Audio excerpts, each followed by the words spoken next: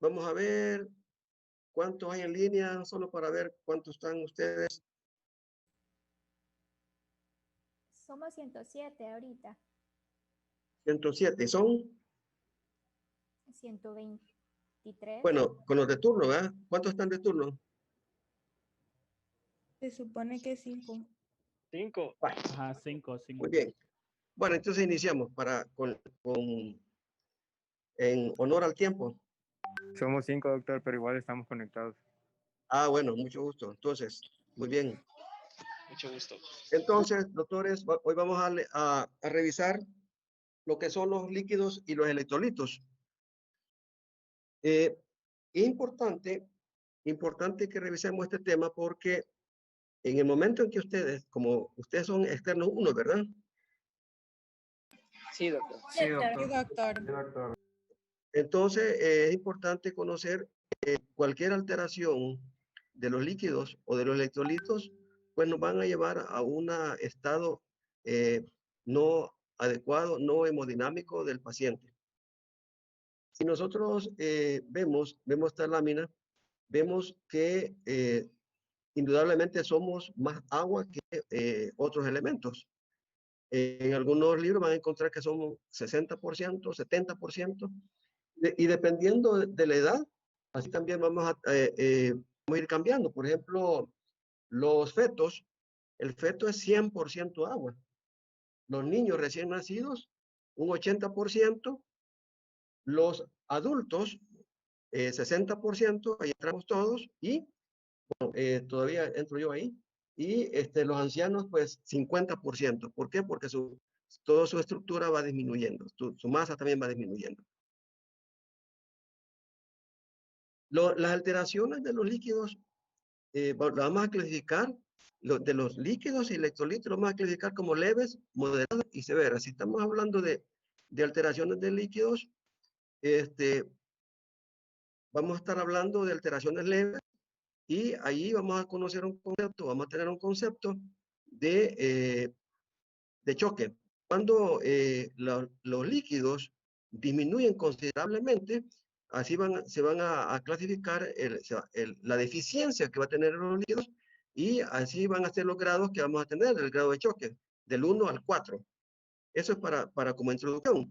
Y las alteraciones de los electrolitos, de igual manera, lo vamos a clasificar en leves, moderadas y severas. Ahora, es importante la importancia el equilibrio de los líquidos electrolitos es fundamentalmente la ingesta. Cuando estamos sanos, como ustedes, como todos los que estamos reunidos, tenemos que tomar e ingerir líquidos y electrolitos de acuerdo a nuestras necesidades. Y el agua en sí entra al organismo por medio de dos vías.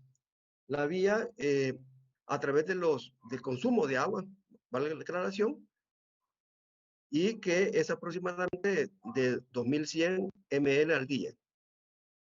Más el consumo de el agua que va en los alimentos. En el proceso de la oxidación de los alimentos, cuando ustedes están comiendo, pues suman una cantidad considerable de aproximadamente 200 ml día de agua. Esto al final, normalmente, claro, algunos van a ingerir más de esto según las condiciones metabólicas que ameriten. Pero más o menos el consumo de agua anda alrededor de 2300 normal. Como les digo, van a haber momentos en que pueden consumir más y eso va a depender de la actividad física. Cuando estamos en actividad de reposo, pues lo mínimo que deberíamos de consumir son 2300 ml. Ahora, ¿de qué depende el equilibrio de los líquidos y los electrolitos? Pues fundamentalmente va a depender de la ingesta y la eliminación. Eso es importantísimo. No quiere decir de que porque son 2300 ml de líquidos normales, eso lo vamos a consumir, sino que hay personas que por algún motivo el consumo de agua es mínimo, consume otro tipo de líquido que a la larga lo que hacen es deshidratarlo o perder líquido. Y la eliminación es importante. Y todo eso lo que conlleva es al equilibrio de los líquidos y electrolitos dentro de nuestro organismo. ¿Y de qué depende de eso? Bueno, habíamos hablado de la edad. La edad es bien importante, como dije al principio. Los niños, los adultos y los ancianos. Y el sexo. Las mujeres, pues, generalmente tienen más agua que el hombre. La acumulación de grasa que tienen en ciertas partes, y eso, pues, lógicamente que es normal para ellos. El peso también es importante. Un paciente, según su peso, así va a ser la cantidad de líquido que va a tener. Por ejemplo, a nosotros nos han enseñado de que en fisiología, que el volumen que el volumen de sangre que mantenemos nosotros a nivel plasmático es de 5 litros. Eso en cierta forma es como un parámetro general. Pero si nosotros queremos ser estrictos como médicos, debemos de saber tienen que pensar de que el peso es importante. Por ejemplo, una persona de 70 kilos tiene más agua que una persona de 50. O sea, no va a tener 5 litros. Y la relación con la que vamos a utilizar va a ser para fines de conocimiento y para fines de examen. Vamos a calcular el líquido de una persona, si es hombre o masculino, 70 por kilo, y ahí determinamos el volumen de su nivel de sangre o plasmático, volumen que vamos a desglosarlo en las siguientes diapositivas. Y si es la mujer, pues su peso por 60. Y entonces, si ustedes ven, una mujer que pesa 50 kilos por 60, estamos hablando de que tiene 3.000 ml. Y un hombre que tiene 70 kilos, estamos hablando que tiene como aproximadamente 4.900 ml de líquido. Eso es bien importante. La actividad es fundamental, les habíamos dicho, porque no es lo mismo el consumo o la ingesta de un paciente activo que un paciente que esté en forma pasiva. Esto es lo que quería mostrarles. El organismo en sí, todos nos vamos a constituir para ser académicos en compartimentos. Y hay dos compartimentos bien fundamentales que tenemos que recordar. Esto es de fisiología cuando ustedes estaban estudiando en los primeros años básicos. Los compartimientos son dos. El compartimiento intracelular y el compartimiento extracelular. El compartimiento intracelular, según esto, pues estamos viendo que es aproximadamente un 35%. Y el compartimiento extracelular es aproximadamente un 20-25%. Ahora, quiero que observen la lámina y vean que el compartimiento extracelular está compuesto por otros compartimientos, como es el intersticial y el intravascular. Y además hay espacios transcelulares que en el caso de alguna patología se manifiestan en mayor manera. Lo importante de esta lámina es que vean que el compartimiento intravascular, que es lo que estamos hablando, que es el cálculo de líquido que está circulando, que es el que vamos a medir, es aproximadamente entre el 4 y 4.5. Y es lo que los libros dicen que son 5 litros, y que yo les acabo de mostrar que no, que va a depender del peso fundamentalmente, además de la edad y el sexo. Entonces, ¿qué es lo importante que quiero que vean aquí? Que como médico o como personal de salud, el compartimiento que nosotros vamos a modificar, fíjense bien, vamos a modificar, es el compartimiento intravascular o el compartimiento que las patologías no modifican. Lo que va a alterar nuestro compartimiento nuestra homeostasis es el compartimiento intravascular. Quiere decir que a mayor ingesta, el compartimiento intravascular va a mantenerse adecuadamente. Pero lo importante es la ingesta y eliminación. Si estuviéramos, por ejemplo, si un paciente estuviera perdiendo líquido, el compartimiento que va a sufrir es el compartimiento intravascular. Quiero que quede claro eso, ¿verdad? Entonces,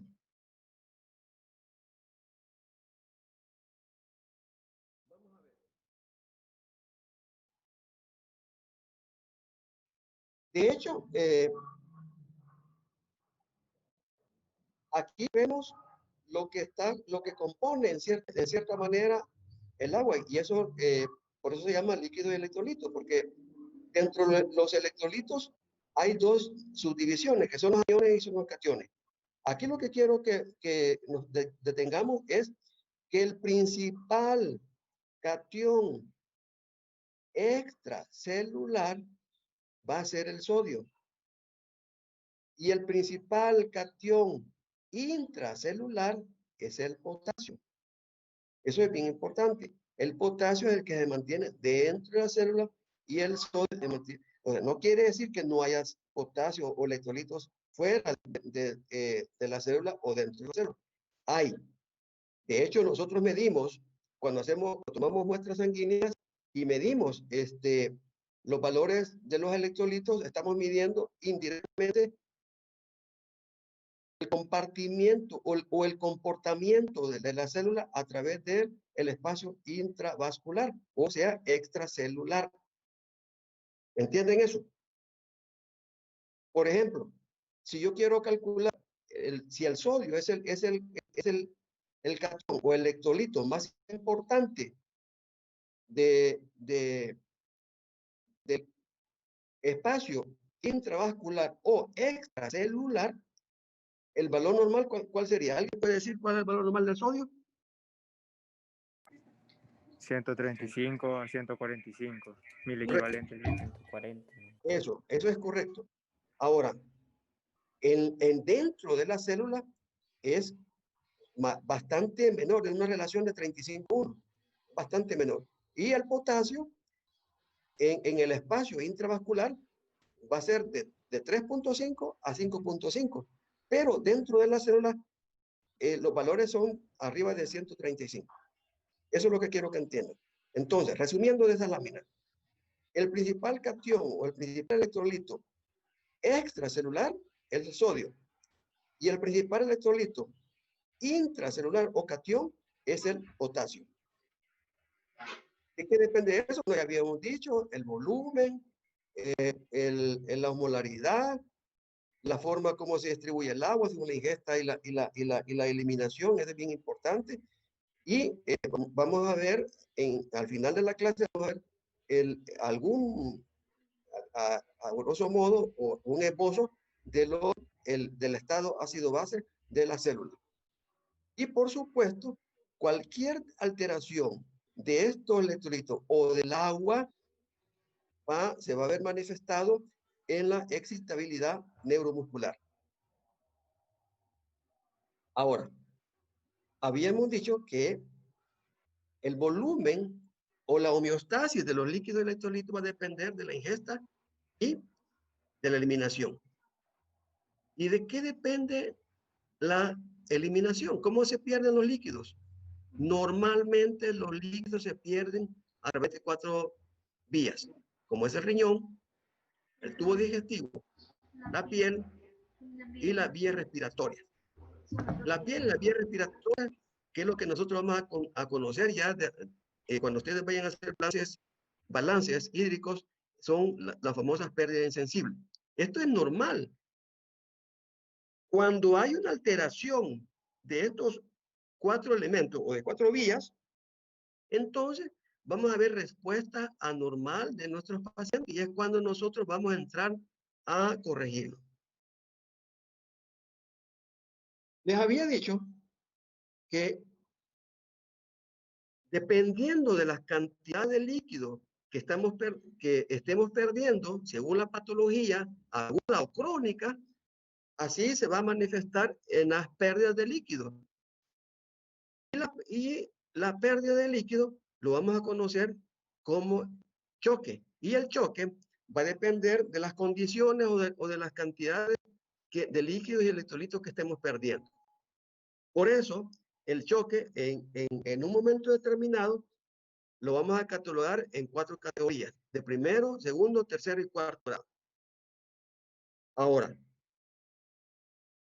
fíjense bien, las pérdidas de líquido pueden ser líquido plasmático, agua en su forma, ya sea a través de vómitos, diarrea, sudor excesivo, fiebre.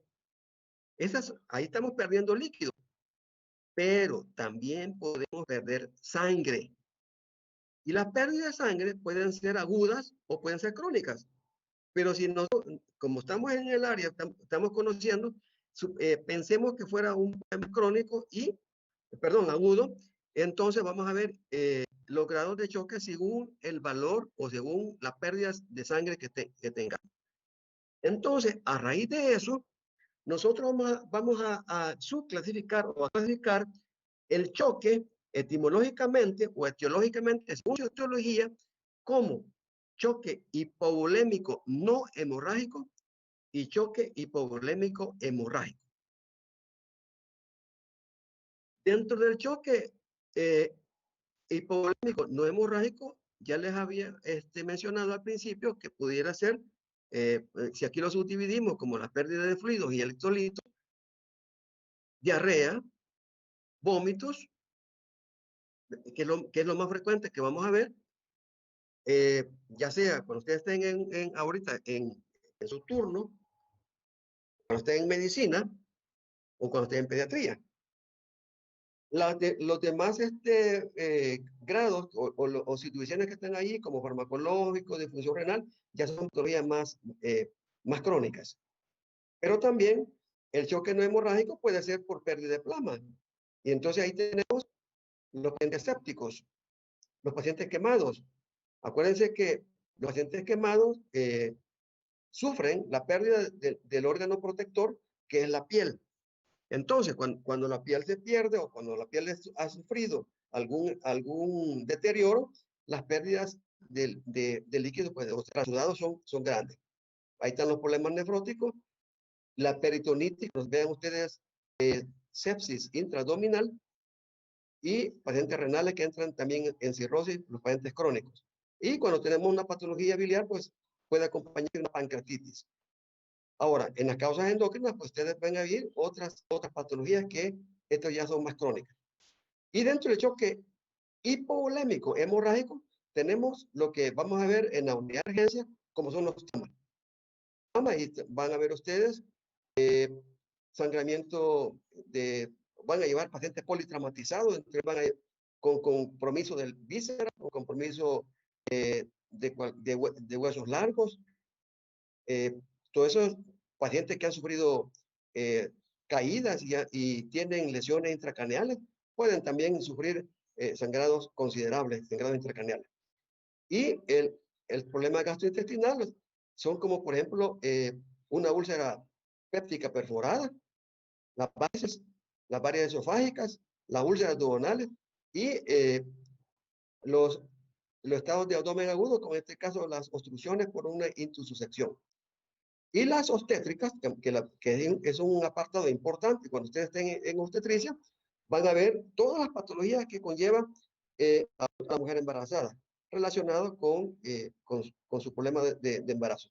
Son las placentas, acretas o incretas, y la atonía uterina, los embarazos ectópicos, las rupturas uterinas o cualquier problema que ocasione toda esa patología obstétrica.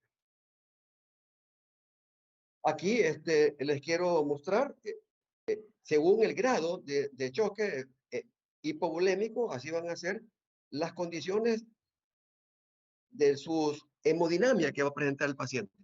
El choque grado 1 es un choque que no necesita mayor intervención. Normalmente, para que entiendan, es un paciente que ha perdido aproximadamente un 15% de su peso. Ahí están los donadores de sangre. No tenemos por qué restituirle mayor cosa, sino que solo su mantenimiento, su dieta y ya está repuesto. Pérdidas no tan anormales de líquidos, pero lo importante de aquí es que la restitución de líquidos, si en dado caso se necesitara restituir, es a través de la vía oral. Eso es bien importante. Cuando el choque aumenta de grado, del segundo grado en adelante, quiero que tomen atención a lo siguiente. Aquí necesitamos de una vía venosa para poder restituir los líquidos. Eso es bien importante. Choque grado 2, vamos a necesitar de una vía venosa, una vía intravenosa para poder luchar con ese paciente para que no siga avanzando en su grado de choque. Y va a depender qué es lo que estamos perdiendo, ya sea sangre o sea líquidos plasmáticos o a través de transudado, o a través de vómitos, así va a ser la corrección que vamos a dar. Y por eso ustedes ven en grado 2, ¿con qué lo corregimos? Con cristaloides principalmente. Y coloides cuando las condiciones de ese paciente está al borde de entrar al grado 3. Al borde, no como que sea una alternativa de que vamos a utilizar coloides en todos los grados 2, sino que este paciente vemos, según la clínica, que en cualquier momento va a entrar en choque de grado 3 y para evitar que entre, podemos ponerle coloides. Ya el grado 3, si ustedes fijan, algo bien importante, además de lo que habíamos mencionado, que de los cristaloides y coloides que están dentro del arsenal de terapéutico, se necesita sangre, pero no una sangre completa, sino que unos glóbulos rojos para poder sustituir el comportamiento de transporte de oxígeno. Eso es más importante. Quiero que veamos el grado 4. El grado 4, que es el severo, aquí ya el tipo de sangre que vamos a poner es el tipo completo. Es el único grado donde vamos a utilizar sangre completa para restituir sangre. Eso es importante. Pero además, quiero que vean una fila donde dice U plica H. Es el comportamiento de la diuresis horaria. Cuando estamos frente a un paciente en choque 3, 4, es importante que el monitoreo de la diuresis sea fundamental. Es lo que nos va a decir si el tratamiento que estamos utilizando nosotros es el efectivo. Si el paciente está en choque grado 3 y 4, tos y no hay orina, es porque, a pesar de nuestra intervención, es porque todavía estamos cortos en la restitución de líquidos. Es bien importante que tomen en cuenta. ¿Y cuál es el parámetro que vamos a utilizar? ¿Cuál es el valor que vamos a utilizar? ¿Alguien puede decirme? ¿Cuánto espero yo que el paciente orine? Para creer de que el tratamiento farmacológico terapéutico del choque es efectivo. Doctores.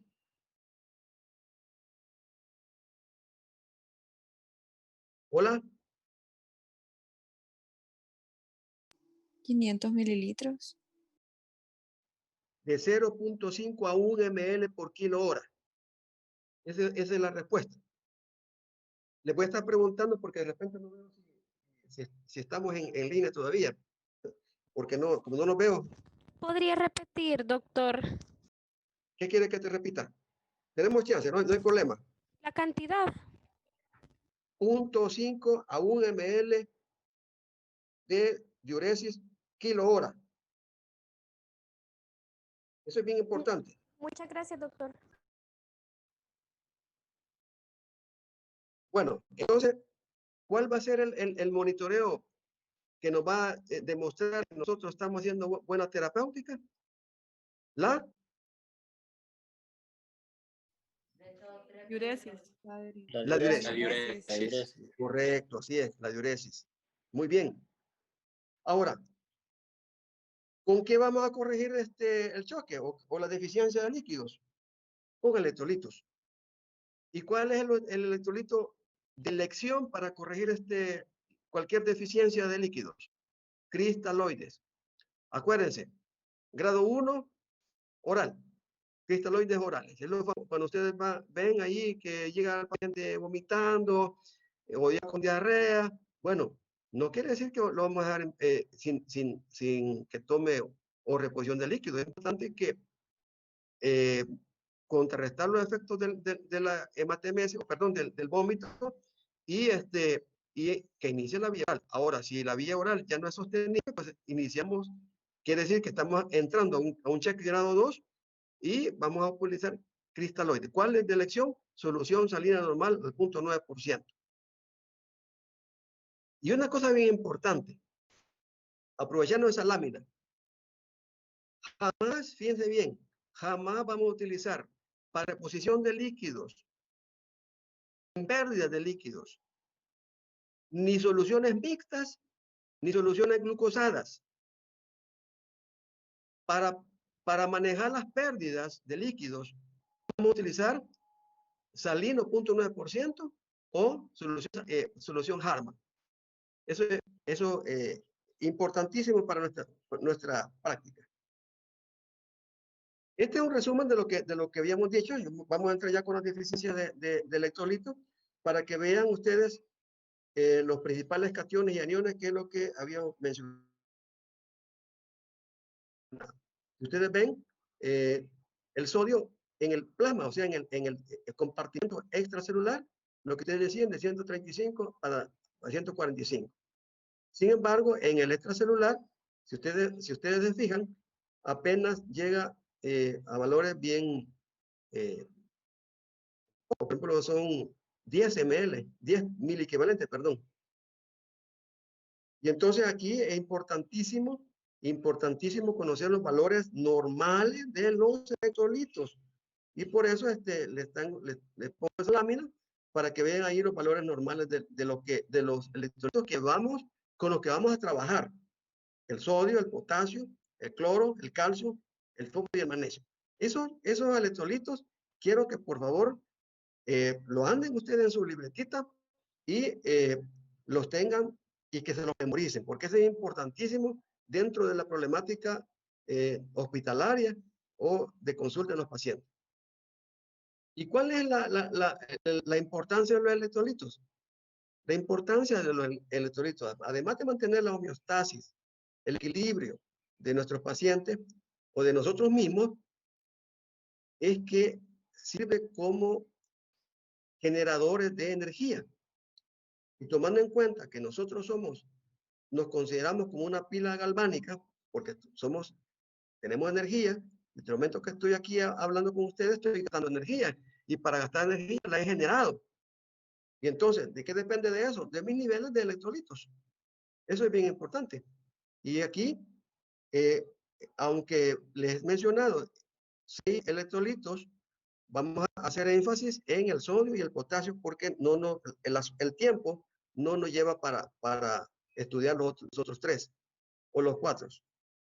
Ya vamos a ver cuando estemos en práctica, ahí lo vamos a poner en conocimiento. Las alteraciones de los líquidos y electrolitos los vamos a subdividir en 3. De volumen, de concentración y de composición. Dependiendo de las alteraciones y dependiendo qué tipo de electrolito o líquido estén alterándose, así vamos a determinar el grado, el nombre de la patología. Por ejemplo, de volumen estamos hablando que hay deficiencia de agua. Y entonces puede haber deficiencia, que es lo más común, o exceso. Habíamos dicho que en esto está la depresión del volumen extracelular, fíjense bien, del volumen extracelular, que es el que nosotros podemos manipular a nuestro antojo y debemos de aprender a manejarlo, y de ahí nos llevan a los grados de hidratación, a los grados de choque que habíamos hablado. Y el exceso en pacientes con intoxicaciones o edema. Y si fuera de concentración, lo más importante aquí es el electrolito que está en juego, que es el sodio. Y cuando es de concentración, puede haber así déficit o exceso. Y aquí están las diferentes patologías como son la hiponatremia y la hipernatremia. Y cuando es decomposición, vamos a relacionar inmediatamente lo que es el potasio y los otros electrolitos y también los trastornos ácido-base del comportamiento celular. Cuando es déficit, vamos a tener ahí hipopotasemia o todas las hipos que según el electrolito que esté afectado. Y cuando es exceso, las hiper. Ahí tenemos la hiperpotasemia, la hipocalcemia o la hipermagnesemia.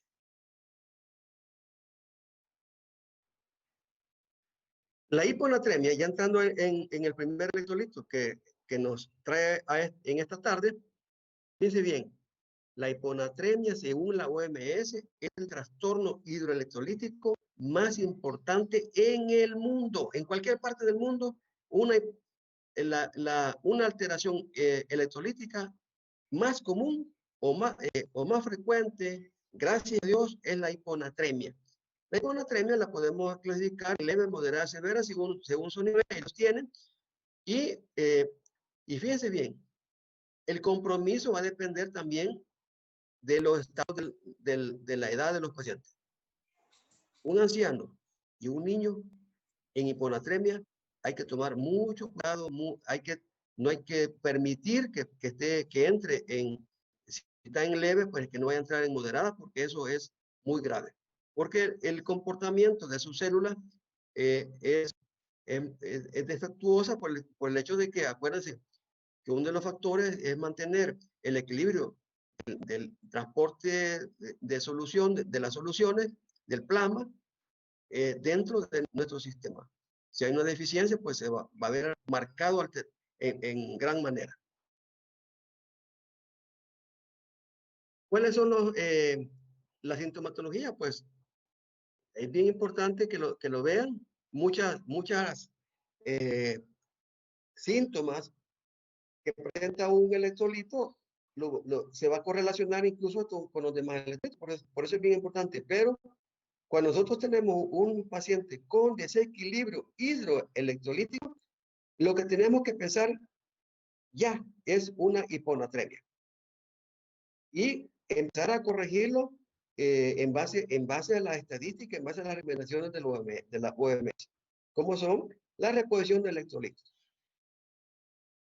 Cuando vayamos entrando nuevamente con los demás electrolitos, pues el comportamiento de ellos también va también entrando. Ahí está la clasificación según el tipo de deficiencia que hay. Según la anatremia, habíamos dicho, lo vamos a clasificar el leve, moderado, severo. Según la osmolaridad, pues es bien importante conocer la tonicidad de los líquidos. Por eso les mencionaba que la reposición del líquido tiene que ser con cristaloides, y estos cristaloides son isoosmóticos o isotónicos, isotónicos, para que no haya ninguna alteración a la reposición. Y según la velocidad, una hiponatremia puede ser aguda o puede ser crónica, y clínicamente puede haber asintomatología o con sintomatología. El otro factor que igual se puede presentar, pero no es muy frecuente, es la hipernatremia. Ahora, ¿cuáles son los factores que están alterando o evitando que entre en estado de desequilibrio hidroelectrolítico? Es la sed. La sed es el estímulo que recibe nuestro organismo o que recibimos nosotros para mantener nuestra volemia. Y lógicamente, si tú tienes sed, pues inmediatamente buscas como un mecanismo de defensa la reposición de líquidos, y así tú te mantienes, o ustedes se mantienen en homeotérmicos. Sucede que hay pacientes que no tienen estímulo a la sed, y en este caso son pacientes que tienen o algún grado de patología psiquiátrica, o pacientes que están ancianos, o los niños, pacientes que tienen trastorno psiquiátrico, y los niños y los ancianos también. Eso es bien importante. Ellos no responden. O por ejemplo, un niño tiene sed y si no puede pedir, y si nadie le reporta sus líquidos, pues ese niño va a entrar en un estado de deficiencia de electrolitos. Y en este caso puede ser en grado de hipernatremia. Pero es bien importante que la sed es el mecanismo de defensa que nos mantiene y evita que entremos a una hipernatremia. ¿Cuáles son las causas de una hipernatremia? Igual, diarrea, vómito, ustedes van a decir, bueno, igual, es igual a la hiponatremia, casi igual. La única deficiencia o el único problema es que la historia es que hay pérdida o el paciente no ingiere líquidos desde hace varias horas y por razones de la edad o inconsciente. Por eso todos los pacientes que están inconscientes, pues se les debe dar la reposición de sus líquidos para que puedan mantenerse hemodinámicamente polémicos. La otra, el otro electrolito es el potasio. El potasio igual participa principalmente en alteraciones o el mantenimiento de nuestra pila galvánica, de nuestra energía celular para producir este ATP, igual que el sodio, pero este tiene una actividad importante que es a nivel de la musculatura, adentro, porque él está adentro, él está corrigiendo cualquier alteración eléctrica que puede ocurrir, principalmente el corazón. ¿Quién regula los niveles de potasio? Pues todas las catecolaminas, normalmente, ¿eh? Y el estado ácido básico de nuestra célula. Entre ellos, pues, las condiciones normales del pH. Cualquier alteración de eso, se altera el potasio. ¿Cómo lo clasificamos? Bueno, igual, deficiencia en hipopotasemia. Aquí es bien importante, según la clasificación, según la instalación, según una deficiencia del electrolito, en leve, moderado, severo. Por eso insisto en que conozcamos nuestros valores, los valores con los que vamos a trabajar. De nada sirve que tú o nosotros mandemos exámenes y si no podemos interpretar los valores que nos da el laboratorio, pues es como que son, ¿cómo le puedo decir? Innecesario, una pérdida de tiempo. Estamos perdiendo tiempo en el caso de que el paciente se nos va a ir complicando por falta de interpretación de exámenes fundamentales. ¿Y cómo se manifiesta la hipotasemia? Debilidad. Aquí, como habíamos dicho anteriormente, principalmente afecta lo que es el músculo. Y en este caso, pues el músculo y el músculo cardíaco. Cualquier alteración, por ejemplo, traumas severos, quemadas, presencia, todo eso hace que la destrucción de la célula pues nos lleve a un estado de hipopotasemia. Lo más importante de esto es que el paciente no debe llegar a un estado severo, porque si llega a un estado severo, vamos a ver alteraciones a nivel del electrocardiograma. Y en el electrocardiograma, lo que vamos a manifestar, lo que vamos a observar en un estado de hipopotasemia severo es alteraciones de la onda T. La onda T va desapareciendo y va apareciendo lo que nosotros vamos a conocer como la onda. Eso es importante que lo tengamos en cuenta y los pacientes pues entre más severo sean las deficiencias de potasio, así van a ser la debilidad. Van a pacientes que no se pueden ni siquiera mover. En el caso de los crónicamente unos pacientes desnutridos, que están en cama y no pueden moverse porque le falta un electrolito fundamental como es el potasio. ¿Qué nos interesa a nosotros? Nosotros nos interesa que cualquier alteración del hipo o del potasio que nos vaya a llevar a la hipopotasemia se va a manifestar en todo procedimiento quirúrgico en un detenimiento del peristaltismo. Y es lo que nosotros vamos a conocer como ilio metabólico o ilio paralítico.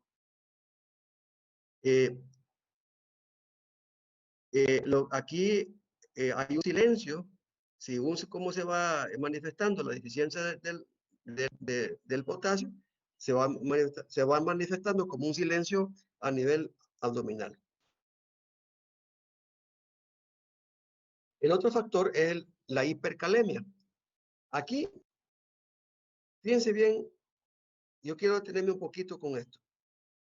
La hipercalemia, y quiero hacer énfasis en eso que le he puesto ahí en realce, es la deficiencia electrolítica o la alteración electrolítica, perdón, la alteración electrolítica menos grave, no, perdón, menos frecuente, pero más grave. Fíjense bien, es la menos frecuente, pero la más grave, es la más letal. Por lo tanto, este es la alteración electrolítica al cual tenemos que darle énfasis en su manejo. Y es importante que cuando nosotros detectamos una hipercalemia, se active todo el equipo médico que está a nuestro alrededor. En el caso de que ustedes cuando estén de internos se dan cuenta que hay una hipercalemia, inmediatamente tienen que informarle a su residente que está encargado del área, tomar nuevos gases, porque tienen que, perdón, nuevos exámenes, porque tienen que corroborar si eso es cierto, y si fuera grave, si el valor del potasio es mayor de 7, inmediatamente, aunque nadie le diga a ustedes, tienen que pedir que le tomen un electrocardiograma. Si ustedes no hacen eso, ese paciente se les va a morir en un par de horas. Piense bien, por eso quiero hacer énfasis en esta alteración.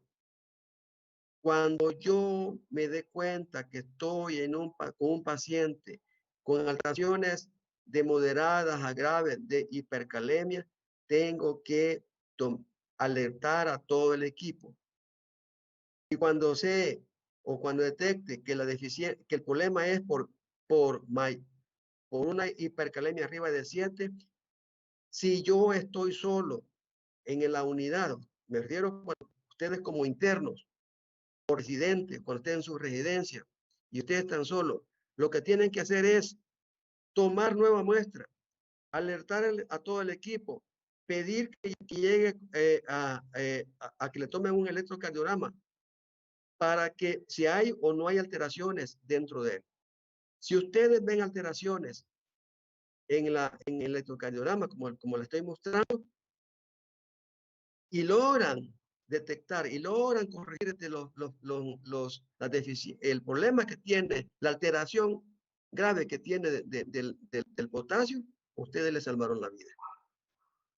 Si ustedes vieron que ese potasio va para arriba, llega a 7 y no hacen nada, ese paciente en 2 horas, ese paciente está muerto y se va a morir por una negligencia. Eso es bien importante que tomen en consideración. ¿Y qué es lo que vamos a ver? Mira, ahí les pongo en resumen lo que tienen que hacer. Es lo que decía. Es la menos frecuente, pero la más letal. Y esa es la cosa que ustedes tienen que hacer. Esas son las recomendaciones que yo le hago. Si ustedes hacen eso, por eso le he puesto ahí, ustedes salvaron una vida. ¿Cómo vamos a ver? Aquí lo más importante, yo les recomiendo que tomen un electrocardiograma o se toman un electrocardiograma y lo anden ustedes ahí, un electrocardiograma normal. Porque muchas veces podemos ver alteraciones en el electrocardiograma y no lo podemos detectar porque ni siquiera vemos un electrocardiograma normal. Entonces, unas recomendaciones, cuando uno, así como tenemos que aprender los valores de los electrolitos, tenemos que reconocer un electrocardiograma normal. Y entonces ustedes tienen que memorizarlo como es. Cualquier cualquier onda anormal que ustedes vean, ustedes tienen que pensar que algo está pasando. Y ahí les llevo en secuencia. Mire, un paciente que tiene una 5 a 6.5, ya la onda T va cambiando y va haciendo una onda T picuda. Y realmente va desapareciendo el complejo QRS y ustedes van viendo ahí que solo van a ver unas líneas ya sin complejos. Y si ustedes dejan eso que continúe, de repente se convierte en una línea isoeléctrica. La hipocalcemia, que es uno de los otros electrolitos que necesitamos conocer, son aquellos que están debajo de 8 miligramos por decilitro. Este solamente para como clínica, para que ustedes vean ahí donde se manifiesta la hipocalcemia. Generalmente lo vamos a ver en pacientes que están ingresados, pacientes que tienen algún problema de tiroidismo, pacientes que han sido intervenidos quirúrgicamente, que han hecho una tiroidectomía y accidentalmente se llevaron las paratiroides, pacientes que tienen déficit de vitamina D, entonces se manifiesta con deficiencia también de calcio. ¿Cómo clínicamente, cómo determinamos una hipocalcemia? Los signos. Los signos de hipocalcemia, pues, son principalmente calambres. Cuando hay calambres, cuando sus papás o sus abuelitas tengan calambres, es porque el calcio está probablemente disminuido. Puede ser también que sea el potasio, pero generalmente es el calcio. El magnesio también puede alterarse y puede dar calambres. Entonces puede manifestarse como calambres, parestesia, pero la hipocalcemia en sí clínicamente se detecta con varios signos que son el Trousseau y el Chebostek. Eso es bien importante. Pacientes que son intervenidos quirúrgicamente por una tiroidectomía, en el control neurológico que les dejan es ver Trousseau y Chebostek para que ustedes puedan determinar si tienen o no tienen una hipocalcemia. Y aquí vamos a ver,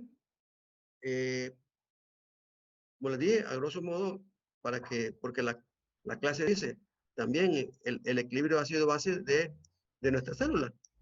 Y es importantísimo que nuestro pH se mantenga normal para que podamos funcionar también.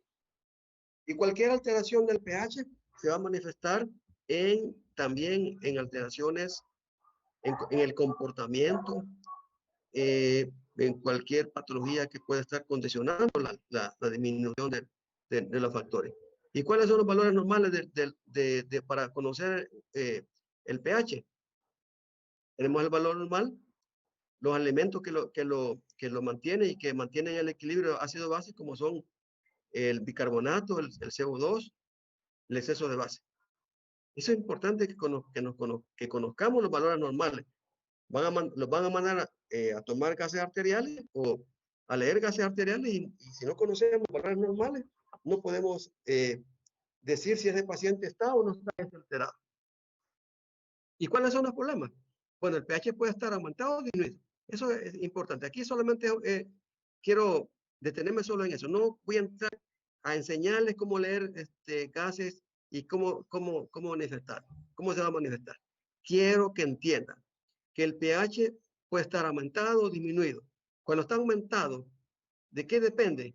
Cuando está aumentado, ¿cómo lo vamos a llamar? Alcaloide.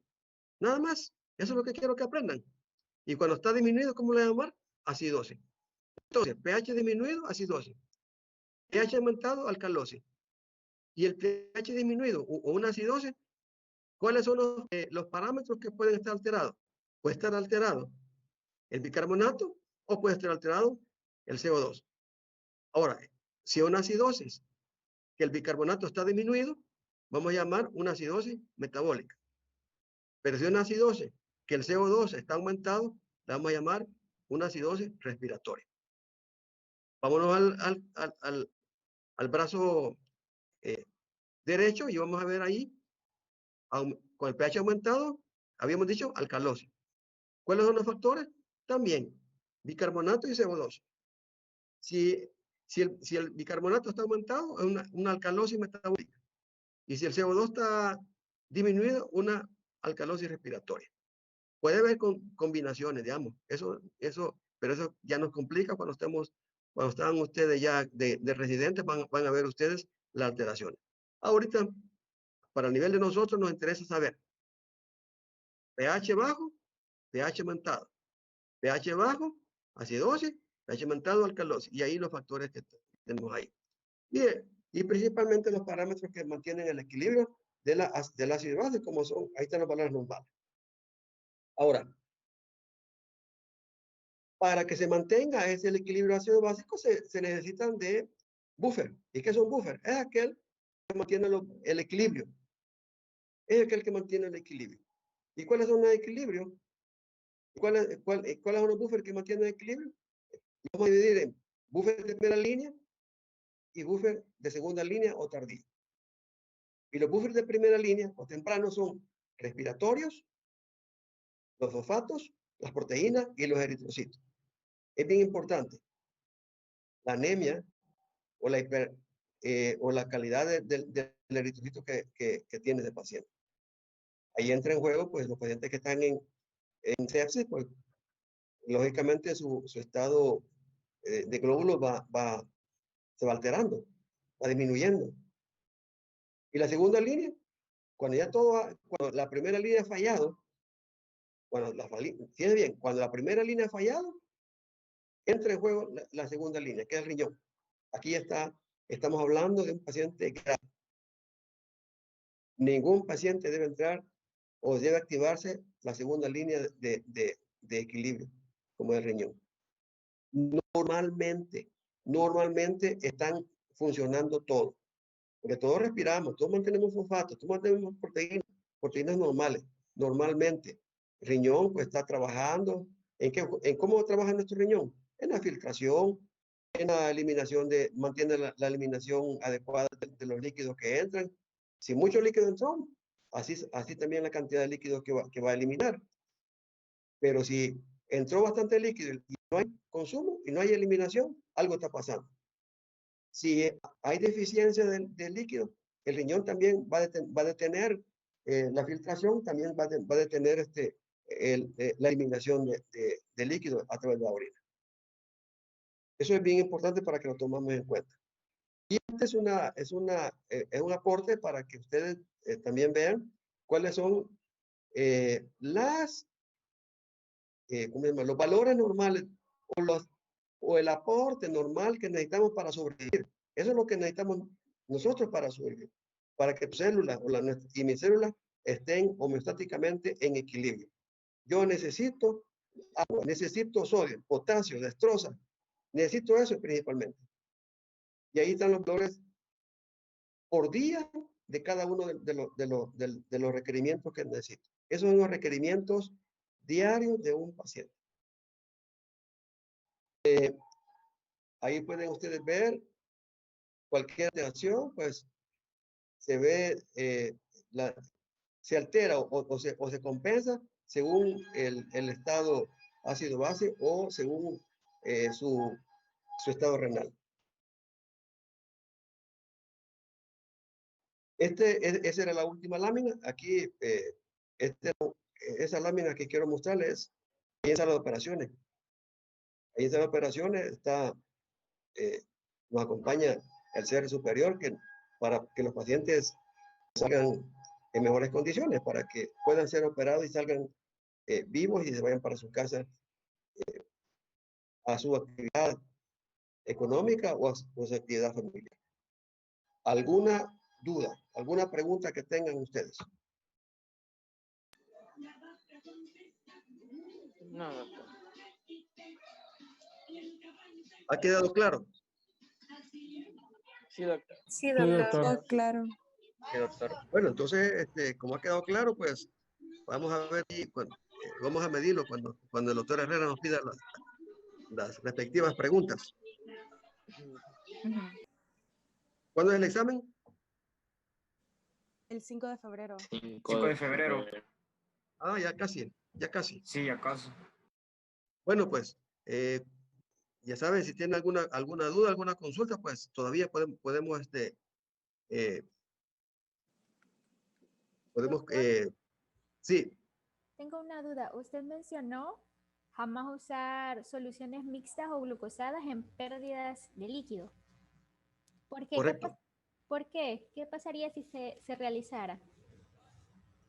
Porque la presencia, fíjense bien, la presencia de soluciones destrozadas lo que hace es, en vez de reponer la molécula de glucosa, lo que te hace es atraer líquido, más, o sea, en vez de mejorar la volemia, lo que está haciendo es contribuyendo a perder más líquido por la presencia de glucosa. Por eso es importante. Gracias. Muy bien. Gracias, doctor. Bueno, gracias a ustedes. Después continúa con el doctor Medina, ¿viste, verdad? Sí. Sí, doctor. Sí, doctor. Sí, doctor. Bueno, pues. Gracias, doctor. Gracias, Gracias, doctor. Buenas noches, Bueno, gracias. bueno. Gracias, doctor. Gracias, doctor. Bueno, Gracias, doctor. bueno.